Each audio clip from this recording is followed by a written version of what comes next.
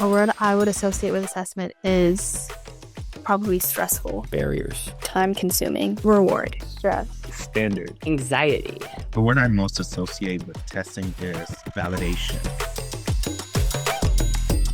I got interested in joining the Youth Advisory Committee because my district was taken over by the state because a couple of schools failed the statewide test exam. So I want to know what alternative mechanisms look like, but I also want to bring the perspectives of the teachers that have told me about what they feel to here, because I know that they are probably the ones who know the most. I think actually seeing firsthand, not just the experiences with students and having that lived experience, but also seeing the metrics behind the scene. That's kind of what brought me here, to reimagine the future of how we look at assessments and to truly make sure that we're not just looking at metrics and numbers, but we're looking at students individually to meet those individual needs. We are assessing people to some bar, and that bar is not objective. Something we talk about a lot with standardized testing. I think this is a frequent one when we think about like subject matter testing, right? Of like reading and math get elevated to a much higher level, and this was especially true with No Child Left Behind, whereas there are other subjects like the arts or social studies that maybe get kind of left behind because those are not as seen as important. I looked into my state, and it really just doesn't really measure everything that I know we do as a district. Things like professional development, those soft skills, some of those real-world application skills, those sorts of things aren't being shown in this report card, and that's something that we all kind of notice. It all really falls down to money, in a sense, especially in states like Texas and a lot of other states in the American South.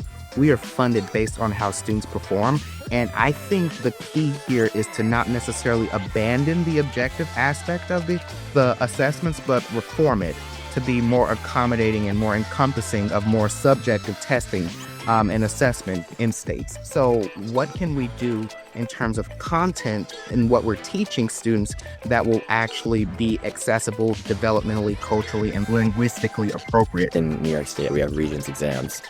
And all of like our core subject areas, our teachers are teaching to a test the entire year.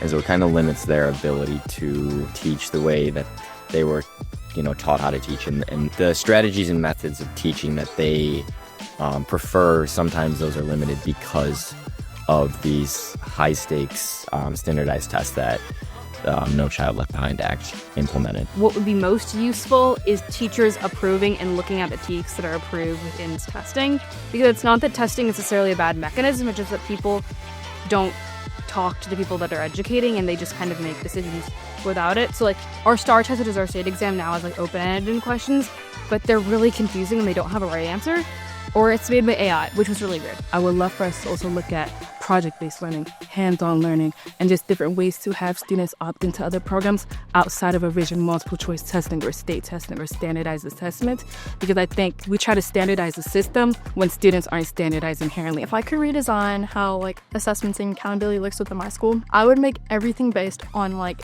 a 4-year-long project where you're just working on something to better the community, the globe, or your nation. However, whatever you choose. So I would totally change the entire thing to make it based on something that you can publish, that can be online, like on the National Medicine Library. You can look up a student's name and find their research published. That's what I would make it all about. I don't think it's like as possible to completely get rid of like, those ACT prep courses, but I do think like there needs to be some sort of more comprehensive and like standardized support. If we're gonna have standardized testing, then there should be like standardized resources that like really accounts for students who like might come in with no knowledge at all surrounding testing. I think that's a really interesting consideration to think about, is that there are these massive testing companies like tutoring groups and things like that make lots of money on students being able to pay to do better on these tests. And that's kind of a circle almost, because you also have to like pay to take the test and pay to take the test multiple times. And so I think that's an interesting maybe consideration to think about, is how do we help to make sure that students have access to support to do the best that they can do on these tests, but also thinking more critically about how do you regulate those kinds of industries in a way that works well for students and benefits them, I bet. One of the things that I want to see is more advocacy for ESL students. As a former ESL student myself, as a first generation Colombian American, immigrant. When I first came into this country, I was failing all of my classes. I didn't really have the resources in order to develop the educational skills that the American system wanted me to have because the language barrier inhibited me from achieving any progress in education. And so I do feel like we have to reshape the narrative and we have to make minority voices and the voices of students in marginalized communities heard, and we need to elevate them and we need to empower them because they matter, because they are part of our country. If we have students, parents from all types of backgrounds on these boards being able to speak up on their own injustices in the school system, I think that it would help these students immensely because we're the consumers of whatever education they're giving to us. And if something isn't working, we need to take it from a bottom to top approach instead of a top to bottom approach. When we're talking about things like a reform or an improvement in the case of education, there's this very pervasive idea that in order for us to improve things in other areas and even within a context, we have to be able to measure it. I think that's in part why we're all working together on recognizing that, hey, measuring things isn't going away. How we measure them, we need to get better at that because we're not measuring in ways that are justice conferring and equity forward.